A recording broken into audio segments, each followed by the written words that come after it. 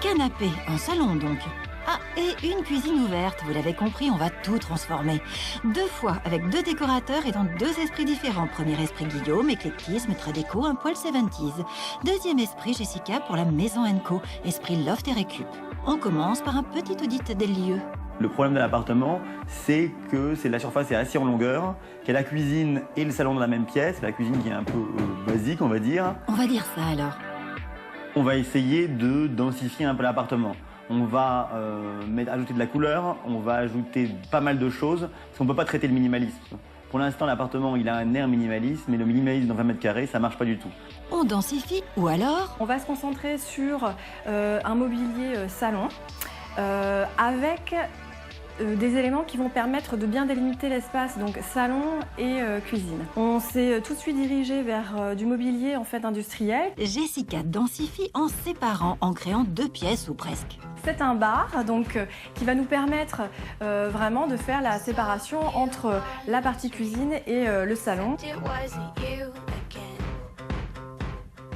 Ce meuble TV, nous, on va utiliser son côté modulable, puisqu'on va le réduire, il va devenir complètement plat. C'est joli aussi, raplapla, le mécanisme fait déco. Bureau, table, modulable aussi. On a le côté industriel, le mélange matière, bois et métal, et un petit tabouret, gain de place. Et par ailleurs, on voit qu'il y a un deuxième abattant, et là, quand on a des amis, on peut déplacer la table et ouvrir le deuxième abattant, et on peut s'installer à 6 de façon tout à fait confortable. Pratique dans 20 mètres carrés. Qui dit mieux, Guillaume? N'est-ce pas Guillaume? Guillaume s'attaque au canapé. On a mis le canapé devant le radiateur, déjà ça le cache un peu, et en même temps ça agrandit la pièce, donc on a une plus grande impression d'espace, et ça coupe un peu le côté en longueur de la pièce pour l'instant. Et là on va placer le tapis. C'est le début de la densification, mais dans quel sens? Ah, ça c'est plus compliqué. Dans ce sens-là ou dans l'autre? Dans l'autre. Là c'est un tapis un peu 60, un peu dans le goût David X, un peu marocain aussi, mais en fait totalement contemporain. Un tapis multiple et parfait ici. J'ai choisi une table basse des années 70, on aurait pu faire plein d'autres choix. On a pu en faire en 2 parties, mais dans tous les cas, on va éviter la table basse très contemporaine, un peu froide, qui apporte rien du tout à la pièce. Alors que celle-là, elle est pas banale. Tiens, on n'a pas encore de table basse chez Jessica, mais on a un tapis. C'est un patchwork de chutes de tapis provenant d'Inde et puis qui ont été en fait teintés bleu métal, voilà, pour que ça corresponde à l'ambiance industrielle. Et la table basse, la voilà. Alors la table basse, c'est un ancien chariot de mine. Très industriel alors. Maintenant, on va enchaîner avec la lampe. On a choisi un lampadaire type lampe d'architecte et on le positionne au-dessus du canapé comme une liseuse. Ça avance tout doucement du côté de Guillaume, mais il va se rattraper.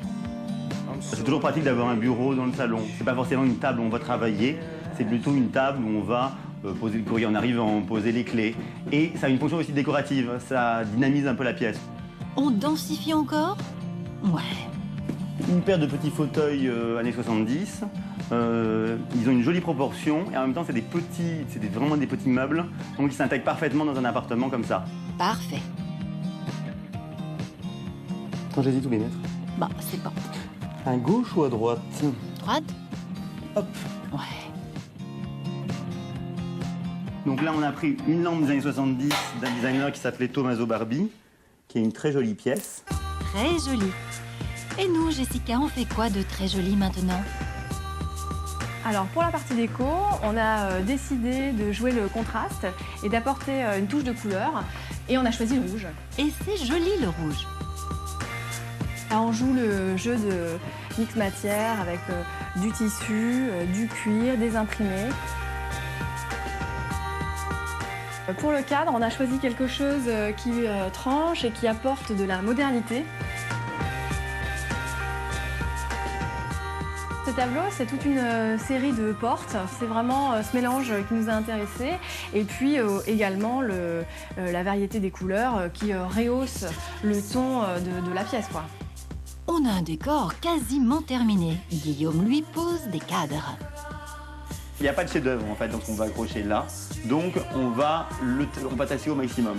Les Américains ils appellent ça salon style, c'est-à-dire comme on faisait au 19e. On va mettre un maximum d'encadrement, du sol au plafond quasiment. Là ça par exemple, ça c'est un motif de tapisserie des années 50 et on va le confronter à une photo contemporaine, à un dessin, à des choses comme ça. Ou comme ça. Ou comme ça aussi. Ça peut être marrant de mettre des choses par terre de temps en temps. Comme si on achète souvent, genre on collectionne, on achète, on redécroche. Donc on met quelque chose par terre, ça donne une sorte de fausse décontraction à l'appartement. Fausse décontraction ou vraie flemme, personne ne le saura. Donc on a mis un tapis avec un motif fort. C'est pas pour autant qu'on va se laisser aller à laisser le canapé comme ça, tout brut. Oh bah non. On va le rendre plus chaleureux, plus glam, avec plein de jolis coussins. On y va, on sature, on densifie. Tu notes quand même qu'on est un peu minimaliste, là. On a quand même pris du noir et blanc. Hein. J'aurais pu vous mettre du rose. Oh la menace. Non, comme ça c'est très bien. Là on pourrait se dire que c'était déjà assez plein, mais pas du tout. On peut encore mettre un tabouret. Je vois vraiment pas pourquoi on s'en priverait. Se priver, c'est pas le genre de la maison. Jessica n'avait pas tout à fait fini, la lumière, c'est important. On installe une petite lampe réalisée à partir d'éléments de plomberie. Rigolo. Et la touche finale pour cet espace, c'est le miroir. Pour se mirer. Ah bah non, je m'ai trompée. C'est pour apporter donc de la profondeur, agrandir la pièce. Bien sûr. Et on a privilégié la forme ronde pour adoucir l'atmosphère générale. Nickel. Guillaume, t'aurais pas oublié la cuisine? Ah non. La partie cuisine. Là, on a pris une table très simple, la moins chère possible. Dans tous les cas, la cuisine, elle n'est pas si jolie que ça, donc c'est pas la peine de faire des excès, des dépenses inconsidérées. C'est une réédition récente des chaises de Mary Stevens, des classiques du design. Mais de jolies chaises, ce n'est pas un luxe. Un peu de déco non plus. Ici, pour la bibliothèque, par faire de petits coins lecture avec 2 petites chaises encore, parce que bien, là, on a encore de la place, il y a quand même un trou ici, ça se voit. Donc on peut encore mettre des meubles.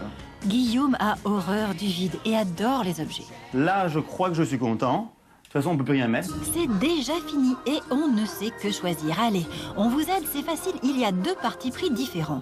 Jessica a cherché à aérer, agrandir.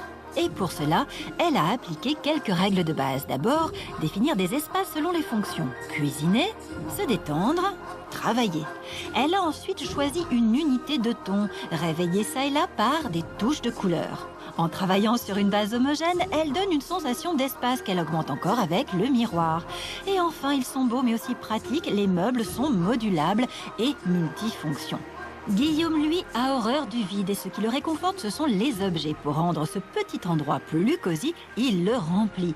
Des trouvailles très tendance 70s, des objets ultra chics et dorés, laqués, modernes et d'autres plus douillés, plus graphiques, moins bourgeois, avec surtout beaucoup de textiles pour plus de douceur. Accumulation au sol et sur les murs, l'accrochage est ici un art, un anti-total look et une profusion de jolies choses qui font oublier la banalité première du lieu. Voilà, après que vous dire, choisir ici ce n'est même plus une question de goût, mais de philosophie de la vie quoi.